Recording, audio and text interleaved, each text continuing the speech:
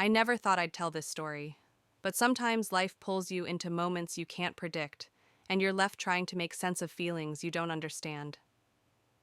My name is Grace. I'm 44 years old and a single mother to my son, Carter. He's 22 now.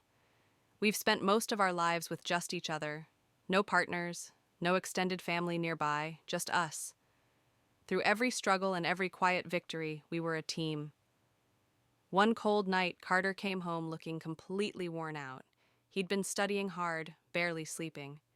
When he said he wasn't feeling well, I told him to rest in my bed. It's something I've let him do since he was a kid, when he was sick or just needed comfort. I tucked him in with a heavy blanket and sat beside him, just making sure he was okay. At first, it felt completely normal, familiar even. But then, he shifted closer.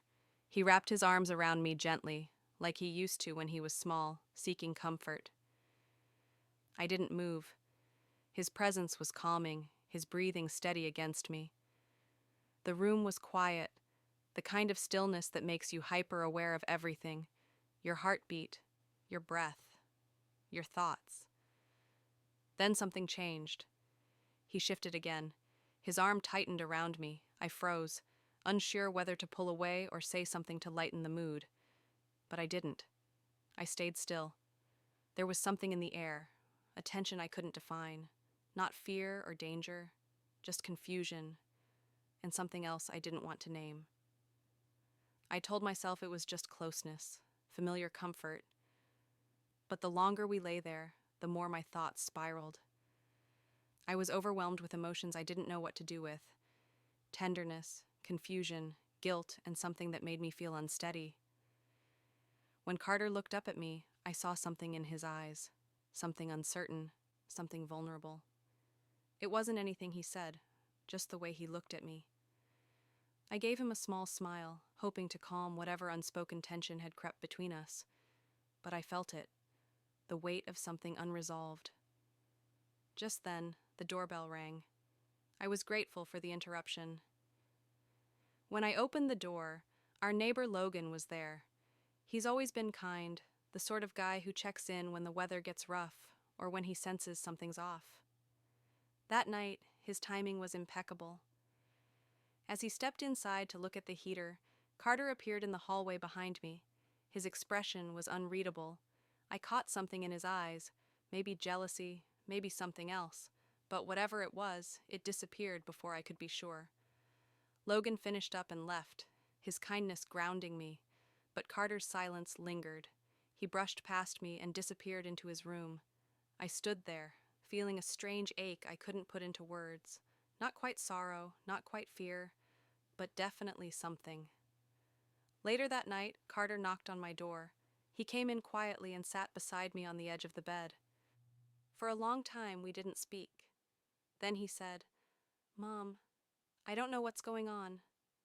I'm sorry if I made things weird." His voice was soft, uncertain. I reached over and held his hand. "It's okay," I said. "Maybe we're just both a little lost right now." He nodded, and then, just like when he was little, he leaned his head on my shoulder.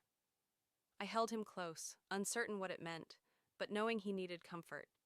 I needed it too.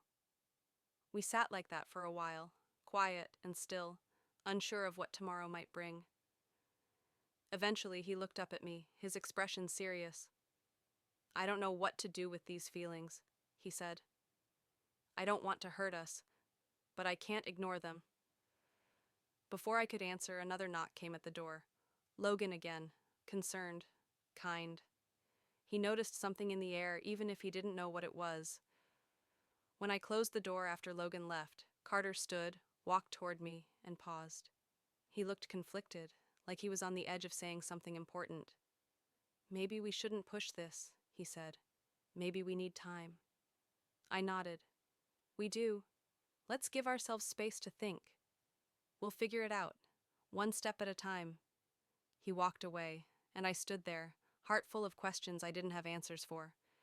I don't know what the future holds for us, but I know this: there's love here, deep and complicated, and we'll have to find our way through it with honesty, care, and time.